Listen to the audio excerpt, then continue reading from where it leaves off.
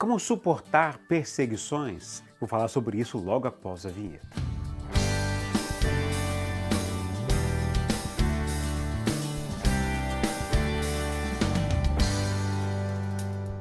Falamos na devocional anterior que Deus usou vários instrumentos para desarticular a armação contra Paulo. Deus usou o sobrinho de Paulo para avisá-lo da trama dos mais de 40 judeus e do sumo sacerdote para matá-lo. Deus usou o comandante que tomou conhecimento da trama para matar Paulo pela boca do sobrinho de Paulo. E Deus usou 470 militares para escoltá-lo de Jerusalém até Cesareia em segurança. Em Cesareia, Paulo permaneceu preso no palácio de Herodes sob a proteção do governador Félix. Hoje vamos ver o que aconteceu depois disso. Isso está no capítulo 24 do livro de Atos. Esse capítulo gira em torno de dois discursos, o de Tértulo, um advogado, orador profissional, levado a Cesareia pelos judeus, e o de Paulo, que no primeiro momento aguarda em silêncio, ouvindo atentamente as acusações do advogado. Algo difícil para se fazer no momento de acusações, não é? Bom, Tértulo, como um ótimo advogado, inicia suas palavras primeiro rasgando elogios ao governador Félix. Veja o que ele disse. Quando Paulo foi chamado, Tértulo apresentou sua causa a Félix. Temos desfrutado de um longo período de paz durante o teu governo, e o teu providente cuidado resultou em reformas nesta nação. Em tudo e em toda parte, excelentíssimo Félix, reconhecemos esses benefícios com profunda gratidão. As palavras introdutórias de Tértulo estão cheias de elogios ao governador Félix, mas a verdade é que foram palavras cheias de mentira, falsidade e hipocrisia, pois ele agradece ao governador pela paz alcançada e pelas reformas realizadas, quando a realidade dos fatos é totalmente outra. Félix provocou muitos tumultos com tanta crueldade que, na verdade, conquistou não a gratidão, mas o ódio da população judaica. Mas em seguida disse: todavia, a fim de não tomar-te mais tempo, peço-te o favor de ouvir-nos apenas por um pouco. Então apresenta 3 acusações contra Paulo, que são, primeiro, contra a lei dos judeus. A primeira parte do verso 5 diz: verificamos que este homem é um perturbador que promove tumultos entre os judeus pelo mundo todo. Essa acusação ela é muito grave devido às suas implicações políticas. O advogado estava dizendo que Paulo é um perturbador da ordem pública. Era como se dissesse que ele era uma peste contagiosa que poderia colocar em risco todo o Império Romano. Por isso, ele deve ser preso, eliminado, ou seja, morto. E a segunda acusação era que Paulo era um líder dos nazarenos. O final do verso 5 diz: ele é o principal cabeça da seita dos nazarenos. O advogado estava dizendo que Paulo era o principal articulador, o principal agitador dos seguidores de Jesus, o Nazareno. Ele o cita como cabeça da seita, declarando sua importância nessa facção, segundo eles, que não apenas movimentou a Galileia, mas também está perturbando a todos os judeus como gregos em todo o Império Romano. E a terceira acusação era que Paulo profanou o templo. O verso 6 diz: e tentou até mesmo profanar o templo. Então o prendemos e quisemos julgá-lo segundo a nossa lei. Como dissemos nas devocionais anteriores, os judeus asiáticos disseram que Paulo havia introduzido Trófimo, o Efésio, para dentro do templo, permitido apenas para sacerdotes judeus. Essa transgressão é vista como gravíssima e passível de condenação à morte. E como dissemos anteriormente, isso foi mais uma mentira para condenar Paulo.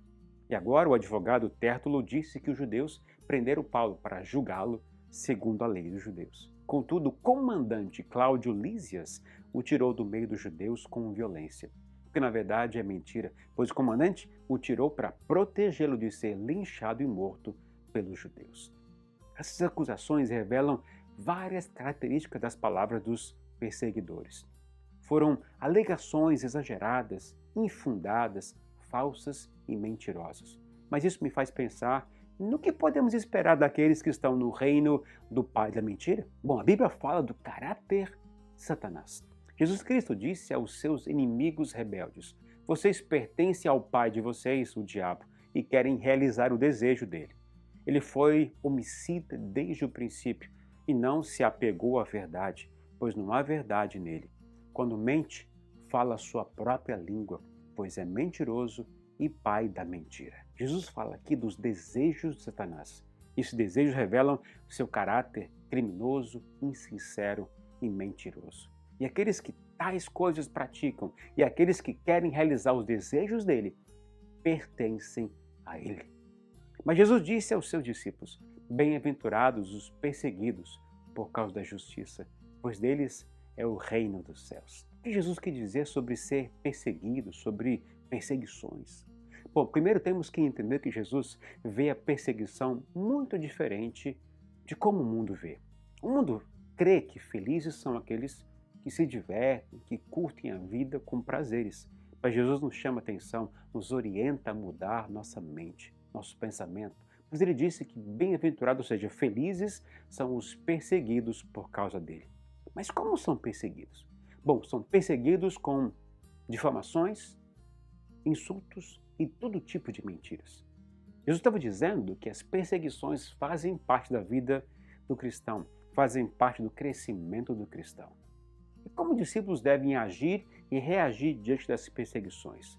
O próprio Jesus disse: alegrem-se e regozijem-se, porque grande é a recompensa de vocês nos céus, pois da mesma forma perseguiram os profetas que viveram antes de vocês. Se você sofre perseguições no seu trabalho, na sua escola, na política, nos seus negócios, na igreja e na sua família, por pensar diferente desse mundo, por ter uma mentalidade do reino de Deus, saiba que Jesus disse que esses que sofrem perseguições são bem-aventurados, são muito felizes.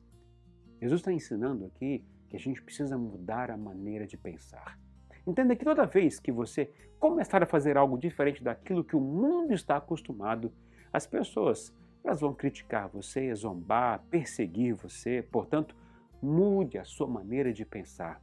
Não faça as coisas para agradar todo mundo. Antes, pense em agradar a Deus. Sofrer perseguições é algo que a maioria das pessoas não suporta, não resiste. Mas são justamente as perseguições que fazem que outros tenham sucesso, tenham crescimento espiritual. E qual é a recompensa em ser perseguido? Bom, Jesus disse: bem-aventurados os perseguidos por causa da justiça, pois deles é o reino dos céus. Jesus, Paulo e todos nós sabemos que é difícil suportar as perseguições, as mentiras, as calúnias, mas Jesus nos ensina que devemos mudar nossa maneira de pensar nesses momentos de perseguição.